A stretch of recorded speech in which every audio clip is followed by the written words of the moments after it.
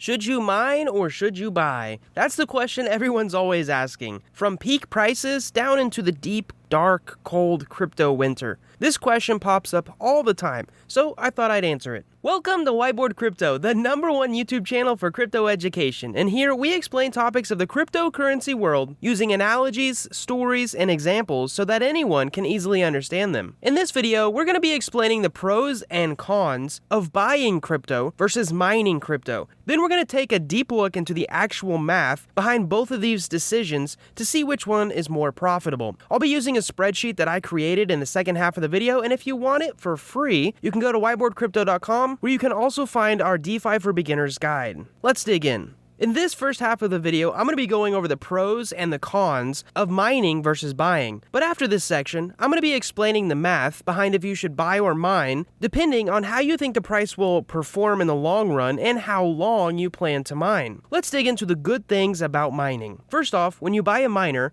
you essentially get a machine that turns electricity into bitcoins. For this video, when I'm talking about mining, I'm going to be referencing Bitcoin mining, but you can mine all kinds of other coins as well, and these same thoughts will apply to it. With a miner, you are mining every day as long as you're paying the electric bill, and a certain number of bitcoins will go into your account. This means theoretically, even 100 years from now, that miner could still be pumping out crypto for your wallet.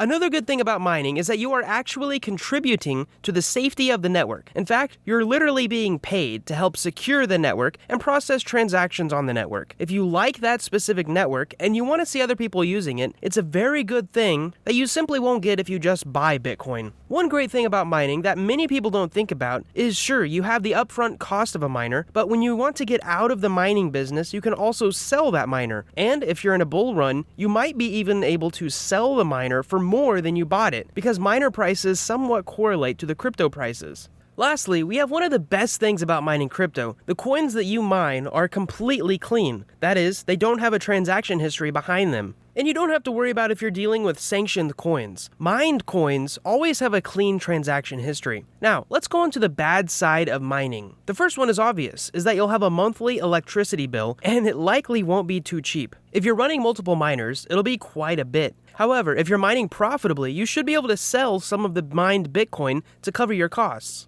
Along with electricity, you must also pay your internet bill, which isn't too much of a hassle unless you're mining in a place far away from an internet connection. Even with these costs though, if you operate your mining situation like a business, you'll actually be able to deduct the mining expenses as a write-off from your taxes. Meaning, you won't have to pay taxes on that specific portion of electricity or internet. And actually, depending on your tax bracket, this will save you a decent portion of money. For example, if you're in the 20% tax bracket and your electricity bill is $100, technically you only have to pay $80 for that electricity because you'll receive a refund for $20 of it. If you're in the highest tax bracket, you could save almost half of your electricity bill. Obviously, a constant bill to keep mining is not a good thing, and neither is the constant maintenance that these miners require. If your mining equipment is in a clean place, you may need to only clean it once per year. But these devices, these ASICs, usually have huge fans on them that get really dusty and dirty, so they definitely require more work than simply just buying crypto with an app. Another bad thing about mining is that there's usually a high upfront cost, and it takes a long time to get your original investment back from mining. Of course, you could always sell your equipment to recoup your costs, but it won't be as easy as selling on an app within a few clicks. If you're mining to make money, you're probably doing it for the long haul. Now, something that some people don't realize is that over time, your miner will technically make less and less money. This is because, assuming the price of Bitcoin stays the same, or even if it goes up, the amount of other people wanting to mine it should also increase, which then increases the total hash rate. Thus, your portion of mining will decrease, meaning less bitcoins per day, also meaning less money for the same equipment each day. Even more so, the amount that Bitcoin pays you for mining every 4 years gets cut in half, which is a huge pay cut. Lastly, as time goes on, the equipment that we have to mine transactions becomes more efficient and faster, so it's not likely that your equipment will be profitable in the next 100 years because of how much greater our technology will be by then. So that seems to be a good overview of mining, but what about just buying crypto? Buying is pretty simple. The pros to it are that it's very easy to collect Bitcoin. I mean, on an app, you can literally push a couple buttons and place a $5,000 buy order. Along with this, there's no technical knowledge to buy crypto, like there is to set up and maintain miner equipment properly. You also have instant liquidity, meaning if you want to sell your Bitcoin, you can do that instantly. There's also way less hassle to buy crypto, and that seems to sum up our positive section. On our cons section, the largest downside is that compared to mining, the amount of Bitcoin you buy with your money will always stay the same. You can't stake it, and you can't grow it over time like you can whenever you're investing in mining equipment. With all of these thoughts in the back of our mind, it may seem like maybe mining is a no-brainer if you're willing to deal with the technical aspect and you're in it to collect Bitcoin for retirement. Or maybe if you just want no hassles, maybe buying seems to be a better option. But what does the math show? Does it match our theoretical pros and cons list? Let's take a look. Oh, and before we move into the Excel sheet, let me make something clear. If your goal is to accumulate Bitcoin or US dollars, then you should never mine at a loss. In other words, you should never mine when the electricity amount that you pay is more than the amount of the value of Bitcoin that you accumulate. This is because you would actually gain more Bitcoin by just buying it than spending the money on electricity to mine it. Even if you think Bitcoin will double, or triple, or 10x, you still would have made more money, a larger profit, with a larger portion of Bitcoin that you bought, as opposed to the smaller amount of Bitcoin that you mined. Maybe the math will make explaining this a little easier. Alright, let's dig right in. This spreadsheet at first glance is going to look really confusing. However, if you take a look here, these green spots are spots that you can actually change. For example, we've got the miner name, how many watts it takes to power it, how much money you've invested, and the price of Bitcoin, including some other stuff like the cost of your electricity per kilowatt hour, the tax rate that you are currently in, and even a price target for Bitcoin to change. And based on these inputs, you can learn how long you want to mine to see if it would have been a better outcome to either buy crypto or mine crypto. So in this case, in this example, I'm using Bitcoin. And you can see here I'm using a pretty common miner. This is called the S19J Pro. It takes 3,300 watts to power and it outputs around 104 terahashes. And you can see here, in this case, I am saying that this miner is costing $3,500 to buy initially. So what we're doing is we're comparing if it takes $3,500 to buy the miner. In this yellow spot here, you can see as time goes on, this is how much BTC you would have if you instead just spent that $3,500 and just bought Bitcoin.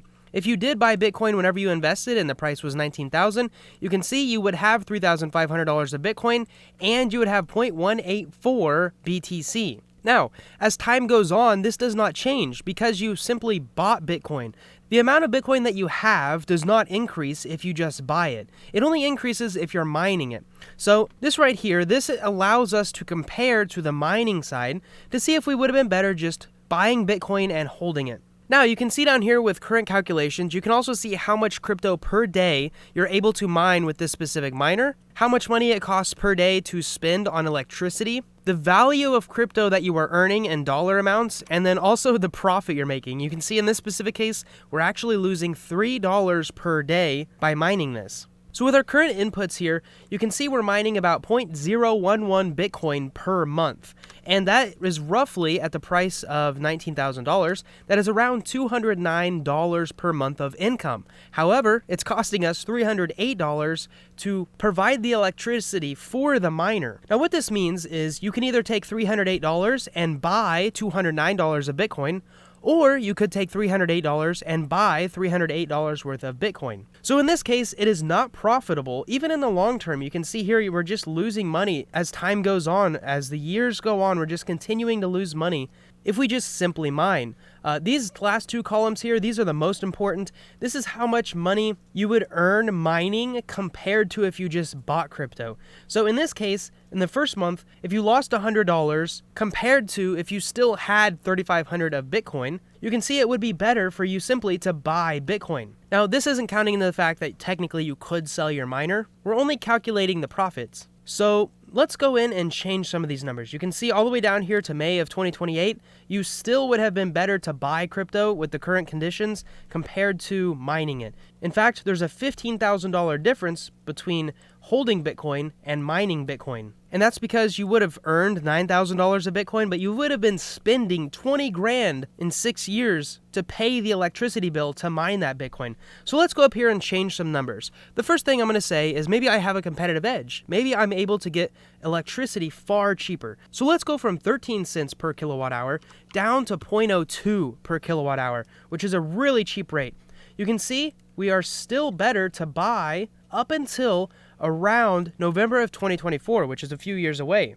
then it switches into the positive and you are more beneficial to mine crypto as opposed to buying it. Although I will say in November of 2024, you're only $21 ahead. So I'm not sure if $21 is worth all the headache of keeping a miner clean, the heat it produces, the sound that it produces. So let's go back and let's edit some more inputs. Now I'm going to say that maybe I have a few other businesses and I'm in a specific tax range. For this video, I'm going to say that I am in the 30% tax range, which would be 0.3. And there you can see it even moved up, mining being more profitable a few more months. So now it becomes profitable in June of 2024. And even more so, it becomes more and more profitable the longer you mine. Now you can see here, I haven't mentioned this yet, these two red lines, this is when Bitcoin halves, which basically means what you earn per month gets cut in half for every month in the future. And then this second red line down here, technically, this would be another halving, which should be 2 halvings, so that would be divided by 4. So I actually had an error there, but I just fixed it. So just by having a competitive edge of cheap electricity and maybe some other businesses that you can write your electricity off on, we've already pushed mining to be more profitable than buying up until June of 2024. Now let's get into something else. Let's say that we expect Bitcoin to double. So 19,000 times 2 is 38,000. So let's say we get Bitcoin up to 38,000. What does that change it to? Even with Bitcoin doubling, it barely moved the dividing line of when it's better to mine versus buy. It moved up into May of 2024. Now let's just say Bitcoin goes crazy and we get it to 6 figures, so $100,000. You can see it becomes profitable to mine in April of 2024. But I will say after that, it becomes immensely more profitable each month that you mine. So if you want to make a copy of this spreadsheet and just mess around with some numbers of your own, you can go to whiteboardcrypto.com, enter your email, and you'll be able to get this absolutely free. So before I end this video, I'm actually going to say, what if we're in the best position? What if we own 100 of these miners? That would put our cash invested to $350,000. It would also take our watts from 3,300 to 330,000, and it would take our hash rate from 104 to 10,400. Now let's say because we're running a big mining operation, somehow we got free electricity. We are paying $0 for the electricity, maybe we've got a solar farm or something, but we figured it out. And let's say that Bitcoin stays the same price of 19,000. You can see, even with the competitive edge of free electricity and being in a 30% tax bracket, that it's still better to buy crypto with that $350,000 all the way up until February of 2024. Now, let's say that Bitcoin goes back to $100,000.